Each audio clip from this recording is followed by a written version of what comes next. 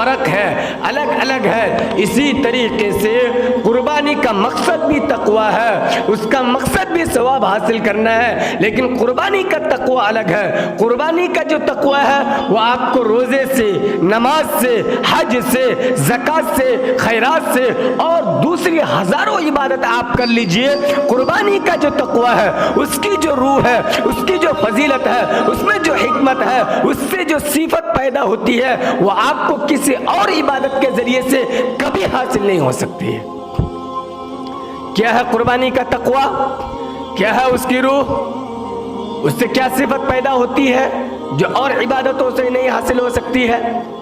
कुर्बानी का तकवा, उसकी रूह है अपने अंदर जानिसारी, जाबाजी, जान देने की सिफत पैदा करना, जान लुटाने की सिफत पैदा करना।